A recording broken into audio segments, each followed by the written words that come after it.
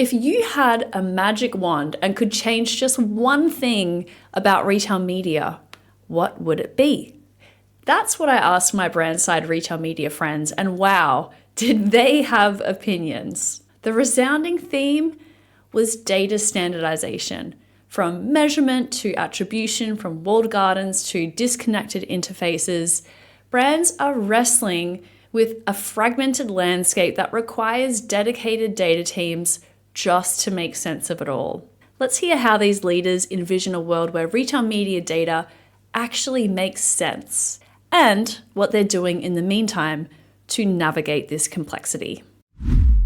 Good morning and welcome to the Retail Media Breakfast Club. I'm your host, Kiri Masters, and every weekday at 6 a.m. Eastern, I bring you candid and real discussions in the world of retail media and marketplaces in just 10 minutes. So bring your own cup of coffee and we'll get smarter about retail media together.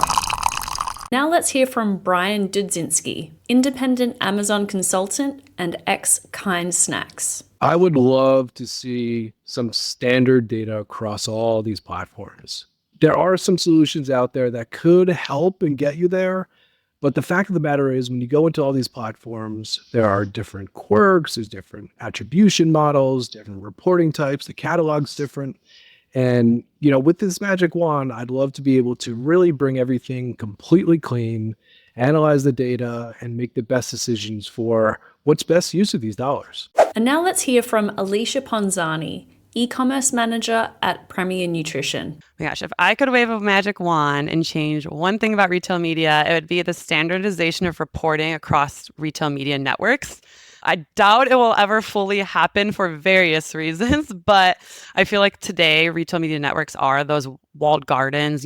They offer limited transparency and data sharing. And when you're in one, like let's say Amazon, for example, it's great because you can follow the consumer on their entire purchase journey. But I think what's challenging is like that walled garden across retail media networks, and combined with the variations in reporting metrics and offerings makes it really challenging as a marketer to provide an apples to apples comparison on campaign performance, for example. And like sometimes you'll get asked like, hey, if I give you a certain amount of money on Amazon, like what's the ROI versus like a Walmart.com or like et cetera across networks? It's hard to give a clear answer. So that standardization would really empower brands to make more well-informed decisions around campaign effectiveness, as well as their media investment optimizations to get the best ROI.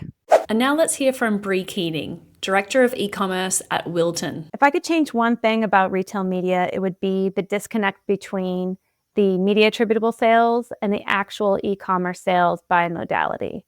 I feel like most brands are negotiating access to this data separately. The data lives in separate interfaces, and we're all having to stand up these data teams to combine it all and match it to our basic category information. And it just creates a real struggle where each e-commerce leader has to be their own data and dashboard strategist.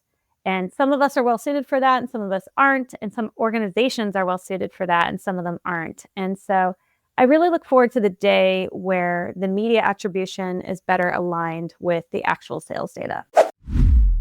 Well, that is it for today. I hope you enjoyed this episode of the Retail Media Breakfast Club. We meet here every day at 6 a.m. Eastern. So be sure to subscribe and get your daily dose of insights, trends, and hot takes in the world of retail media and marketplaces.